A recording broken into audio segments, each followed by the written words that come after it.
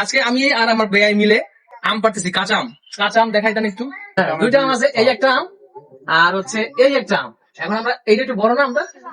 সবাই তো বড়টা পছন্দ করে, আপনি বড়টাই। হ্যাঁ, আমি তো বড় জিনিস, কিন্তু আমার জিনিস সবকিছু ছোট। আমটা এই যে আম খুবই হাতে চলে এলো, একদম কাঁচা আম। আপনারা চাইলে কিনতে পারবেন, কিন্তু আমি গাছে আম কম, তাই বিক্রি করবো না আমরা, তাই আমরা নিজেরা খাবো। যাই হোক, একটা বলবো আপনার, এটা দেশি আম, খুবই সুস্বাদু, খুবই খুবই কাঁচা। টেস্ট। এটা মা খাই খেলে খুবই মজা কাঁচা লাগে। অবস্থা আরো বেশি স্বাদ লাগে এই আম। আচ্ছা, এটা কি পারবো না? না থাকবে। না সব পারেন। রেডি? হুম।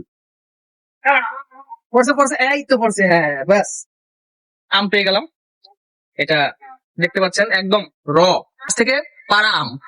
এটা আসলে খেতে খুবই টেস্ট লাগবে, এমনিতেই বোঝা যাচ্ছে। তো খাওয়ার সময় আমি আপনাদেরকে দেখাবো কিভাবে খেতে হয় আর কি। হ্যাঁ, আচ্ছা এখন আমরা আমরা যে আম পেরেছিলাম সেই আমটা খাচ্ছি। খুব টেস্ট, এত টেস্ট বলার বাইরে। খাও, তোমরা খাও। মারাত্মক, এত টেস্ট, এত টেস্ট যে বলার বাইরে। গাছ থেকে পাড়া আম, অবশ্যই টেস্ট তো হতেই হবে, তাই না? এত স্বাদ হয়েছে, হেভি টেস্ট। ভাই কেমন হয়েছে? খুব মজা।